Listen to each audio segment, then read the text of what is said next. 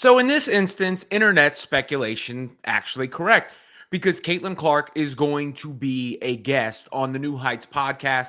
Travis Kelce, Jason Kelce, of course, the Kelce brothers, very well known for NFL playing careers. Obviously, Travis Kelce still on the Kansas City Chiefs. I've heard he may be dating Taylor Swift. Jason Kelce, Philadelphia Eagles legend, now turned podcaster. But the brothers have a very popular podcast.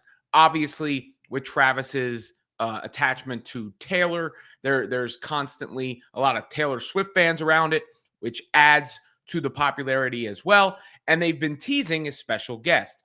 If it wasn't going to be Taylor Swift, the most popular answer was Clark. And I doubt Travis is going to air the Taylor Swift laundry out there publicly. And it was indeed Caitlyn Clark, or it is indeed Caitlyn Clark, who will be on the next episode of the show, which comes out tomorrow, Thursday. But basically, they made an announcement saying that Clark was going to be on the show. And they gave her the proper intro, which I'm sure many of you will appreciate. All right, our guest today is a 6-foot guard from the University of Iowa, the NCAA all-time Division I scoring leader, the first pick of the WNBA draft, WNBA assist leader, all-star, and 2024 WNBA Rookie of the Year. She's the most requested guest in the history of our show, and the Time Magazine Athlete of the Year, Miss Caitlyn Clark. I don't get excited about many things, but this is at the top of my list. So we made it, Jason. So there you have it. Obviously, a highly anticipated episode. I'm sure I'll have more to react to once that officially drops. But there was a clip shared from the episode, of course, to promote it. And the clip that was shared was about Caitlyn Clark receiving a college recruiting letter in 7th grade. It's funny because we talk about Caitlyn going to Iowa and I guess, you know, in a sense, not being recruited at the same level as someone like the UConn players. I mean, there's the Gino Auriemma thing. And of course, the ice cold take from Gino Auriemma. And a lot of people say, you know, that's what you get for not recruiting her and he's bitter about it or whatever the case may be. But she didn't wind up at the Blue Blood program, I guess is the point. But that doesn't mean she wasn't on the radar, obviously, because she was receiving letters when she was very young and she was playing up. Clark shared that she was playing up. But I think the overarching takeaway from the clip and really a lot of things is Clark's parents intervened when she received that recruiting letter in 7th grade. And it seems to me the way Clark's head on straight is on straight. A lot of that came from home and being raised in the proper environment and with the proper role models. And surely that's helped her where she is today. But here is the clip from the show about that very topic, which Travis asked her about. We heard you got your first recruiting letter in 7th grade. yeah, Is this true? yeah. So at the time, like, That's insane. It's insane. Were you It's playing honestly- with high schoolers at this point? yeah, it's honestly sad. Like where college like recruitment has kind of gone, it's just insane. But also, I got you. I feel very fortunate. Like my parents were just like they told my older brother like go get the mail. Like we don't want your sister to see that. They like wanted me to be in 7th that's grade and like cool. enjoy middle school and like hang out with your friends. Like you shouldn't be cool. worrying I about where love you're going that. to college.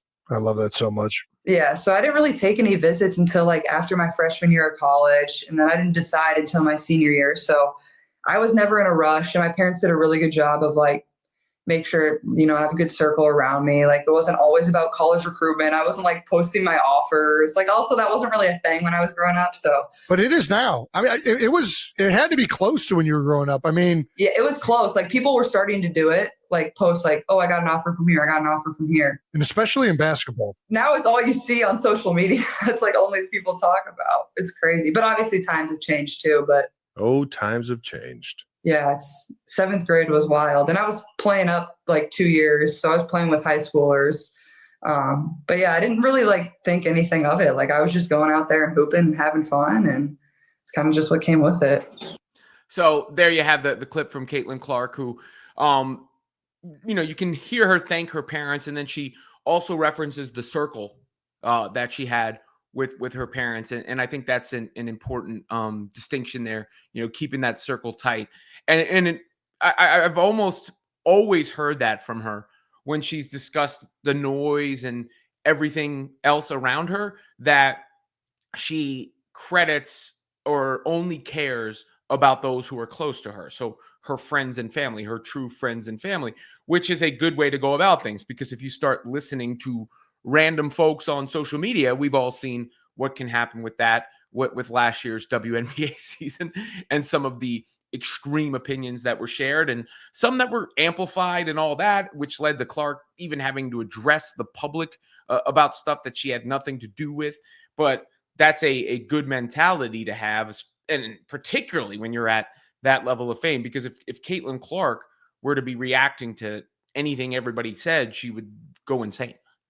She would, she talked about it being insane. And that 7th grade, that is pretty young, right? Like, to get a college recruiting letter. So credit to Clark's parents for the way that she seems to have been raised and has come up, and the role model. Charles Barkley once famously said, "I'm not a role model." Some athletes are role models, and I think Caitlyn Clark is a terrific role model for young kids. She's committed to the craft. She talked about how she loved hooping even back then. She discussed in the midst of that, who she trusts and all that. So never says anything bad about anybody else. Credits her teammates every chance she gets. Credits the people that came before her every chance she gets. But I'm sure that episode's going to be very, very highly anticipated.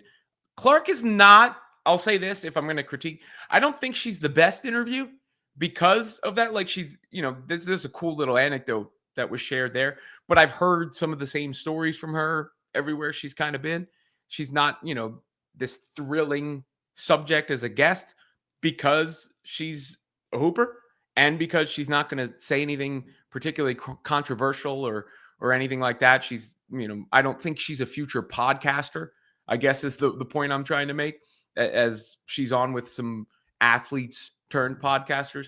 But that's not what I see in the future for Caitlyn Clark. But there will be plenty of clips from the podcast simply because of who she is and, of course, who she is going on with. And I guarantee there will be some mention perhaps of going to a Chiefs game with Taylor Swift and to watch Travis Kelce, and perhaps vice versa, of Travis Kelce and Taylor Swift going to check out the Indiana Fever at some point in 2025. And 2025 already reaching new heights.